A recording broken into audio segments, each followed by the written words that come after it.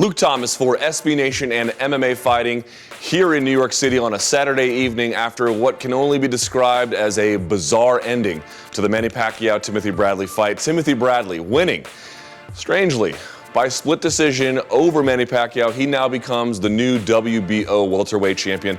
He won on two of the judges' scorecards, 115 to 113. Pacquiao took 115 to 113 on the third. It would be charitable to describe this decision as indefensible. It is hard for me to find any way to give Timothy Bradley the fight. He was competitive in some of the later rounds. I scored it 117, 111 for him, but really this is Manny Pacquiao's fight. And what's so strange about it was in the Marquez fight, he made note that he had landed more, that he had won through output, through volume. In this particular fight, not only did he land the better punches, the harder punches, the demonstrably bigger punches that backed Bradley up, he also landed more from a volume standpoint. Pacquiao landed 253 punches out of 751 thrown. Bradley landed 159 punches out of 839 thrown.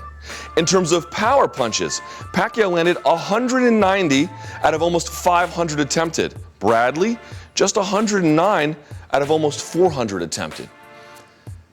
Pacquiao's left landed almost all night long, particularly in the early to middle rounds.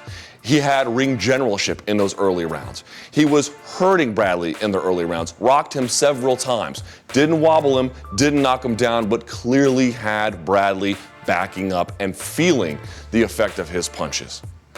This is a decision by the Nevada State Athletic Commission, who is supposed to be one of the more experienced commissions, that is probably one of the worst decisions I've ever seen in my life, irrespective of combat sport. I have seen bad decisions in MMA, I've certainly seen them in kickboxing, and we've all seen them in boxing. This ranks tonight at the top of my head as one of the worst I have ever seen. It is rare that there is almost no way to cobble a case for the winner. That is different. What will the Nevada State Athletic Commission do about it? It's hard to say. Just this past year in New Jersey, Erislandy Lara fought Paul Williams, and that decision was so bad that the commission in New Jersey reviewed it and then suspended indefinitely those three judges who were in charge of that. Will Keith Kaiser, the executive director of the Nevada State Athletic Commission, do the same? We'll have to wait and see. I certainly don't see any case where they're going to overturn it. That would require proving fraud or corruption or extreme bias. What's next for both competitors? November 10th, prior to this fight, a clause was written in that should Bradley win, Pacquiao will then get an automatic rematch sometime in the fall. It's believed to be November 10th. That fight appears to be next.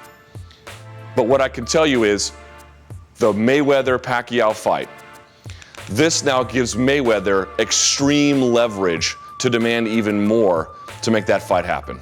It's a bad night for boxing. It's a bad night for regulators. It's a bad night for fans. It's a really bad night for Manny Pacquiao. That said, stay with us here at SB Nation. Subscribe to the channel for more great content on MMA fighting at SBNation.com and a host of other great reporters, journalists, bloggers, video editors here at SB Nation.